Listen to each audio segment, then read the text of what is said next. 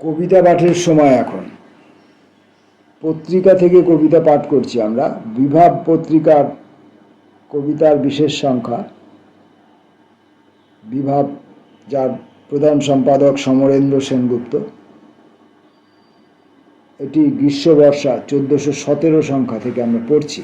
পরপর কয়েকটি ভিডিওতে কয়েকটি কবিতা পড়েছি। অপ্রকাশিত কবিতাগুলি পড়ছি। আজকে একটি অপ্রকাশিত কবিতা পড়ব রমেন্দ্র কুমার আচার্য চৌধুরীর। কবিতাটির নাম জন্ম। একটি মুহূর্ত মাত্র, তারপর ঋতু আবর্তন। সেই পুরাতন খেলা, সচতুর সযত্ন বিলাস, নয়নের সেই লীলা, লাবণ্যের কৃত্রিম উচ্ছ্বাস, পুনরাবৃত্তির পাত্র, অধরের অভ্যস্ত চুম্বন। তারপর তুমি নেই, হে চঞ্চল, নেই শুভক্ষণ। একটি মুহূর্ত মাত্র, অরূপের বিদ্যুৎ বিকাশ। কি সুন্দর কপলের চমকিত লজ্জার আভাস। কর্মম্লান দুটি করে কি আশ্চর্য লাক্ষার কঙ্কন। প্রত্যহের পরিচয়ে অপূর্বের আলো নিয়ে হাতে, চকিতে কখনো আশা, হে অস্থির, হে প্রেম আমার, হৃদয় আমার ভরে প্রেরণার বিচিত্র আভাতে। তারপর তারপর সুখ সুখ অসহ্য মধুর, উন্মথিত অন্ধকার, কি মধুর ভার। শ্যামল মাতৃত্বে স্নিগ্ধ রুক্ষ রিক্ত বন্ধুর বিধুর।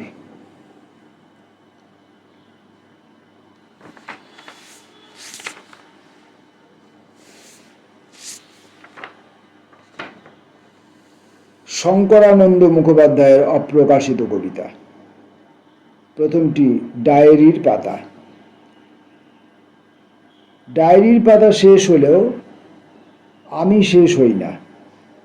নতুন ডায়েরি জন্মায় মনে মনে। একই আওয়াজে টেলিফোন এবাড়ি ওবাড়ি। কেউ বড় বড় কথা ধরে, কেউ তাৎক্ষণিক। কেউ বড় বড় কথা ধরে, কেউ তাৎক্ষণিক। কতদিন দ্বীপ দেখা হয়নি, দ্বীপের পিছনে তাল গাছ আমাকে উদ্দীপ্ত করে। আমার ডায়েরির পাতা ভরে যায়, যদিও কিছুই করার নেই রোমন্থন ছাড়া। সব কবিতাই বুঝি গরুর রচনা লেখা। দুই কান, চার পা, একটি লেজ, চামড়ের মতো শেষটা, তারপর ডায়েরি ফুরোয়, কিছু আর মনে থাকে না।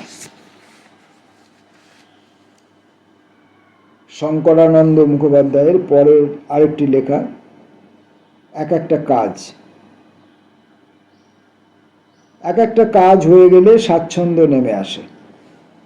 মন স্নান করে এসে চুল ঝাড়ে, ক্যাসেটের সুর অন্তঃস্থলে। সব ভাঙনের মধ্যে যখন একটু আধটু জোড়াতালি, সময়ের সঙ্গে বোঝাপড়া, তখন খুশির হাওয়া পর্দা সরিয়ে দেয়, বালিশের ঢাকা খুলে ফেলে, বইপত্র নাড়াচাড়া করে। সেই সব প্রসন্ন শীতের দিন মনে পড়ে। উঠোনে রোদের রেখা, আরো পরে পড়ার ঘরে কি এক চমৎকৃতি চুম্বকের টান। এক একটা কাজ হলে কোনো কাজই হয়নি দেখা যায়। কেউ যেমন খুঁজে খুঁজে কাজ সৃষ্টি করে, অবসর বুঝি সেরকম। অবসর যাপন সেও কাজ। কার বুকে প্রজাপতি পাখনা মেলে বসে, তাও ভাবতে হয়।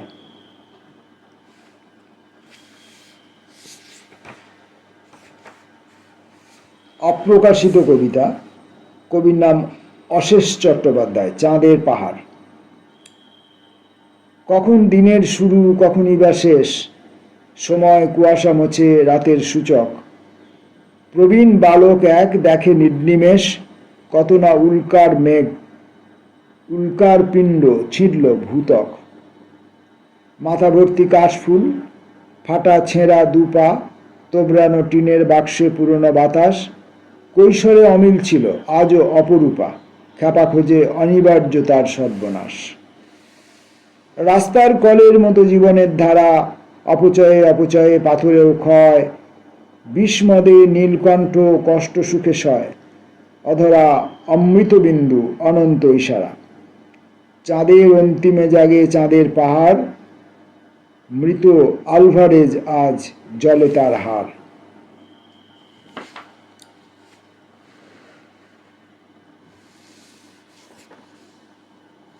পরের কবিতাটি শক্তি চট্টোপাধ্যায়ের, সবুজ লণ্ঠন জলে।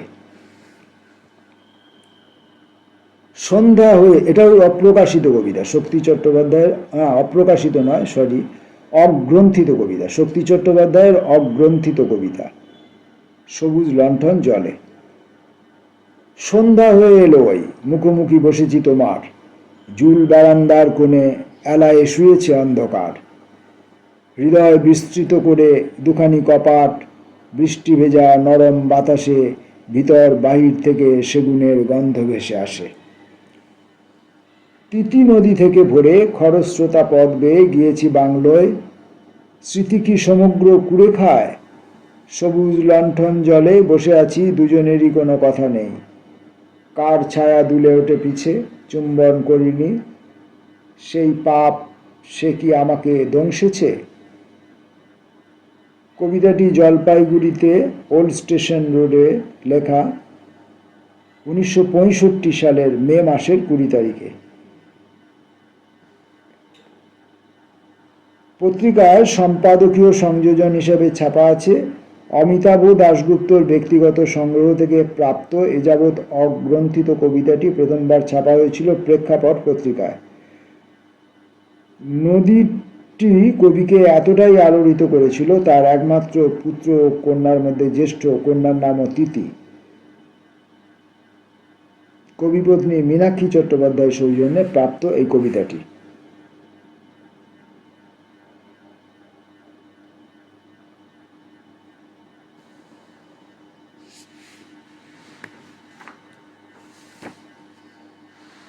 পড়ছি অপ্রকাশিত অথবা অগ্রন্থিত কবিতা।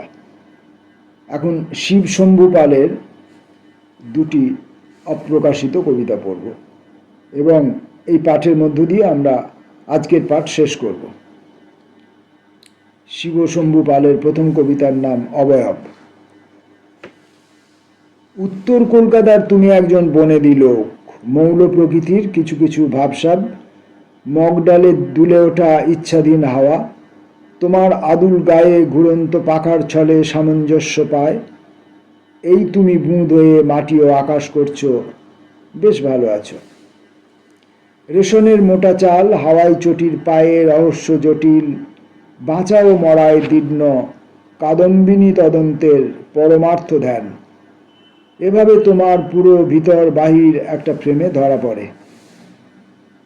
এবার সমাজে এসো, ওরা সব এসে গেছে, পাঞ্জাবি চড়াও, সেও তো তোমারই সেই ভাষা ভঙ্গি কণ্ঠস্বর, বিশ্বভারতীর রবীন্দ্র প্রচ্ছদ যেন নীরবে সরবে।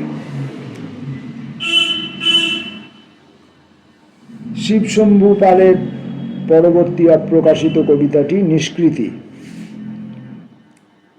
ভাইফোঁটা, বিজয়া আর বিবাহ বার্ষিকী বছরে 3 বার আমাদের বাড়িতে পারিবারিক সম্মেলন হয়। এখানে 3টে উপলক্ষই নিরাবেগ, অর্থহীন, ফাঁপা, কিন্তু খাওয়া দাওয়া, হইচই, পরচর্চা দিনভর চলে। ওরা কেউ আমার ঘরে আসে না, আমিও ও ঘরে যাই না। কারণটা খুবই পাতলা, কিন্তু নাইলনের সুতোর মতো শক্ত। ওরা জানে না ওরা কত সাধারণ, আমি জানি। এটাই কাল হলো। ওরা ভাবে না, আমি ভাবি। অসুখ বিসুখ ছাড়া ওদের উদ্বেগ নেই। আমার সে উদ্বেগ তো আছেই, পরন্তু ঘটনাগুলো খুলে, স্পেয়ারগুলো ঘেঁটে তাদের আবার জুড়ে দিতে না পারার ব্যর্থতার চিন্তা। ওরা আমাকে আঁতেল বলে এড়িয়ে যায়। আমি ওদের মস্তিষ্কহীন কিন্তু উপকারী, যথেষ্ট উপকারী ঝি চাকর ছাড়া কিছু ভাবি না। পড়লাম বিভাব পত্রিকা থেকে কয়েকটি অপ্রকাশিত এবং অগ্রন্থিত কবিতা। নমস্কার।